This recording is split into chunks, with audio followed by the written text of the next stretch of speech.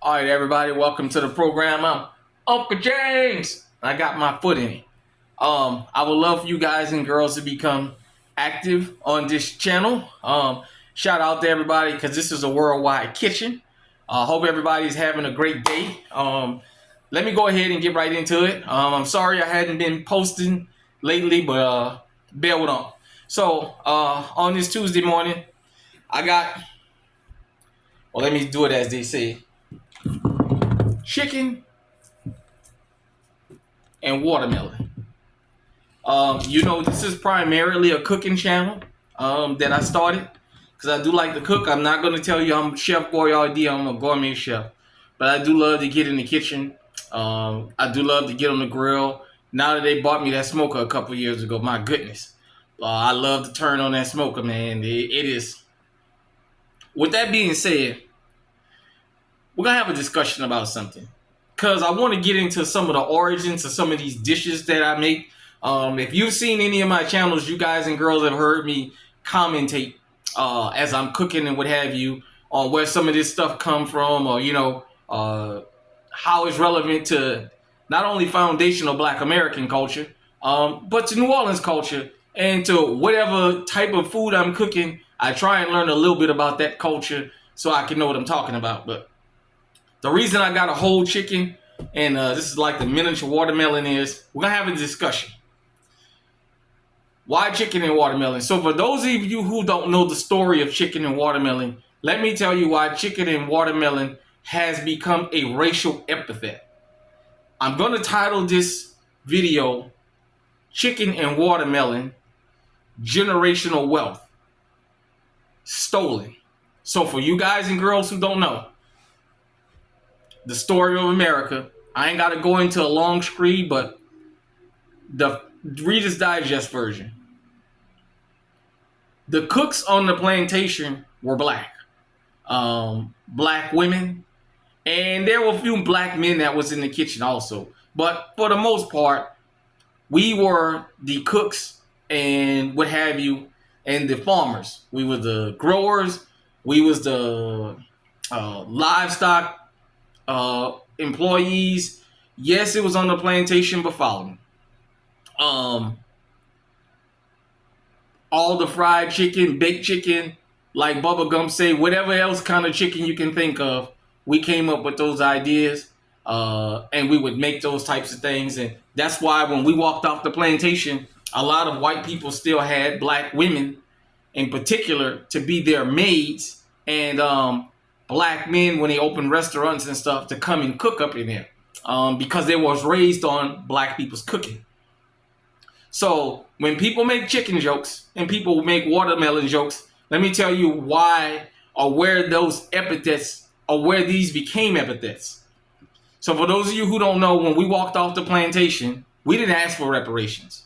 All we wanted was the freedom that we were promised. We as a community left the plantations with nothing. In 12 years from 1865 to 1877, we built over 60 towns in this country with our own hands. I told the story on my Juneteenth address on the Alert Zone TV. You guys and girls should go watch it. It was a live stream. But we pulled ourselves up by our bootstraps. And in cultivating the land and raising the livestock, with the cooking skills and the farming skills we had amassed, we came up with our different culinary things and monetized it. So chicken became one of the premier foods in our cuisine, and watermelon. And for those of you who don't know the story, black people, because our dollar circulated, because we were segregated and we couldn't go to white-owned businesses, black people cultivated hundreds of thousands, and in today's money, millions of dollars just on these two things. Selling different chicken dishes that had chicken in it.